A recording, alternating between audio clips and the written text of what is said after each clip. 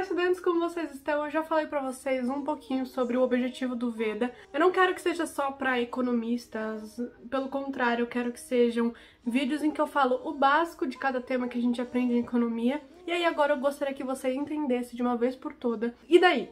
Sabe assim? E daí que o dólar tá isso? Como que isso afeta o seu bolso? Como isso afeta o seu dia a dia?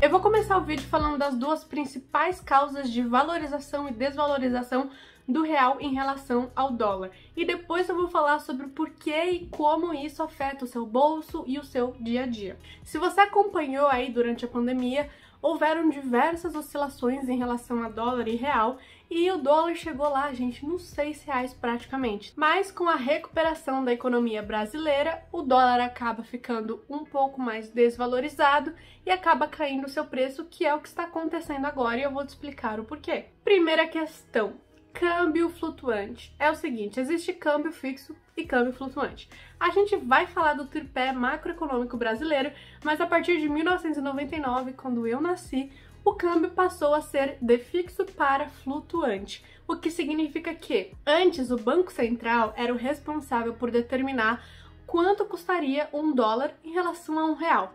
Pelo câmbio ser flutuante, em resumo, não é mais o Banco Central que determina quanto esse câmbio vai valer, mas sim o mercado. Quem é o mercado? Já falamos que é o mercado, eu já expliquei um pouco sobre isso. Efeito de oferta e demanda. Então, o que pode afetar a valorização / desvalorização do real em relação ao dólar? Praticamente tudo. Guerras, políticas, tudo que realmente mexe com especulações e com o mercado faz com que seja, de alguma forma, alterado essa valorização e desvalorização. Então, a gente está vendo aí um crescimento da nossa taxa Selic, taxa básica linda da economia, e ela está crescendo. O que acontece quando a nossa taxa cresce? Fica mais vantajoso para países estrangeiros investirem aqui no Brasil e, com isso, o valor do dólar cai. E por que o valor do dólar cai? Simples oferta e demanda. Pensa assim, aqui é o Brasil, aqui é os Estados Unidos, por exemplo. A gente aumentou a nossa taxa, significa que pessoas dos Estados Unidos vão achar mais vantajoso investir no Brasil. Se eles investirem no Brasil, significa que vai ter mais dólar no Brasil, vai aumentar a oferta de dólar no Brasil, e aumentar a oferta significa diminuir o preço, então vai ter uma valorização do real. No mundo ideal é assim que acontece, mas claro que existem outras coisas como política que interferem muito se realmente os Estados Unidos vão querer investir aqui no Brasil. Estados Unidos, entre aspas, porque eu só tô dando um exemplo, não precisa ser ele, pode ser qualquer país, qualquer pessoa física ou jurídica de outro país investindo aqui no Brasil em dólar. Se me dão licença, eu tento fazer vídeo rápido, mas eu adoro falar dessas coisas, então eu vou falar de outra coisa aqui. Só pra vocês terem uma noção de história brasileira, econômica brasileira, o nosso câmbio foi fixo por muito tempo e o principal motivo é porque nós éramos um país, ainda somos, mas a gente é mais industrializado do que antes, só que nós éramos puramente países exportadores, principalmente de café. Então, quando a gente vai aprender a história econômica do Brasil em relação a café, a gente vê como era super comum desvalorizar o real o máximo que desse. Significa que a gente precisava de muito mais real para comprar um dólar. Então, a gente estava desvalorizando muito a nossa moeda, porque o que fazia com que a gente ganhasse eram as nossas exportações. Então, um país que é puramente exportador, ele vai achar completamente massa, incrível, da hora e bom para o país desvalorizar esse real. Bom para o país, assim, bom para as pessoas que exportam, não necessariamente para as pessoas, nós meros mortais. A segunda causa são as reservas cambiais, e eu já falei um pouco disso no vídeo de Banco Central, então eu vou deixar linkado para vocês.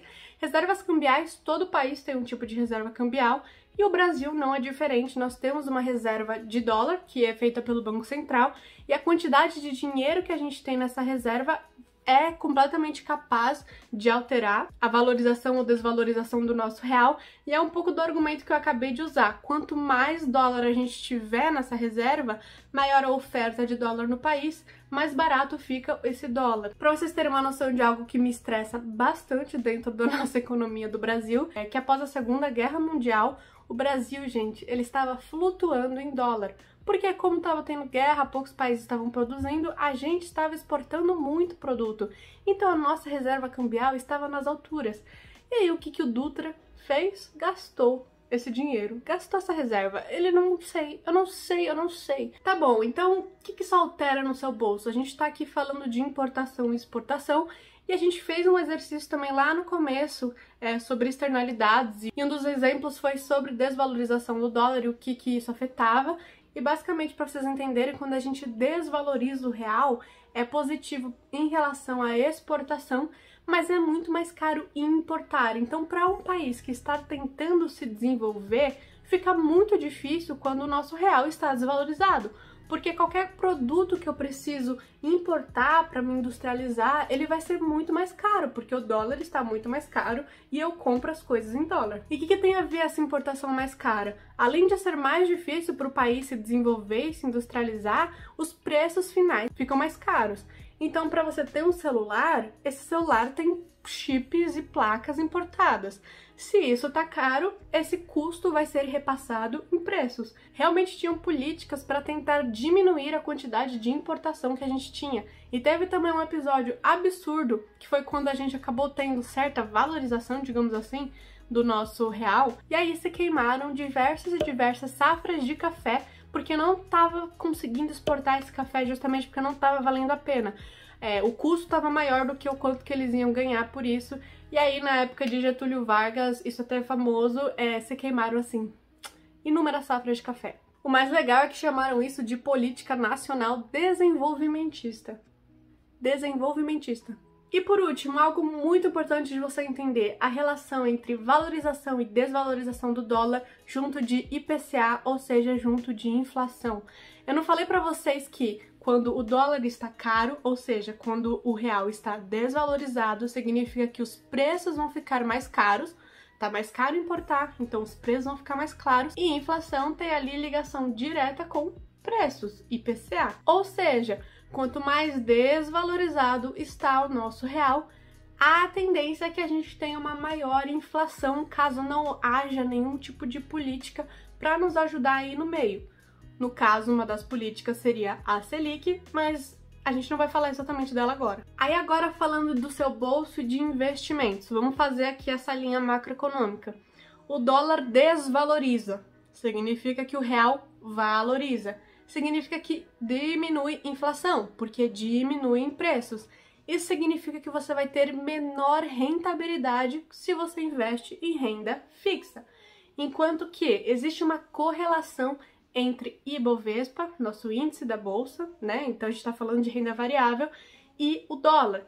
Mais ou menos existe uma relação oposta, tá? Não sei exatamente a porcentagem de quanto para quanto, mas basicamente, se o dólar valoriza, o Ibovespa cai, e se o Ibovespa sobe, o dólar cai. Mais ou menos isso. E um fato, uma curiosidade, se vocês quiserem saber, é lá quando começou a pandemia em 2000 e nem lembro mais quando foi que começou tudo isso, caiu muito, né? A bolsa.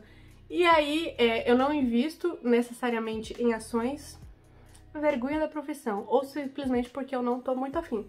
Mas eu tinha alguns investimentos em fundos de ações, e esses fundos, gente, caíram mais de 30% na época, e o que me salvou foi porque eu tinha fundos cambiais, tá? Então, fundos de dólar, e aí acabou, tipo, não foi 100%, mas vai, ao invés de perder 30%, eu perdi 10%.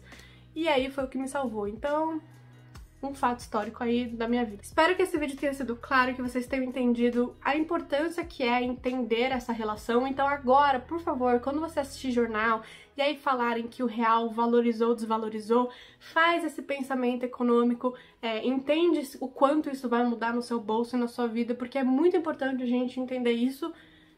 E é isso, eu espero que vocês entendam o quanto importante é isso e que eu estou feliz de poder ajudar vocês nessa questão. É isso e até o próximo vídeo.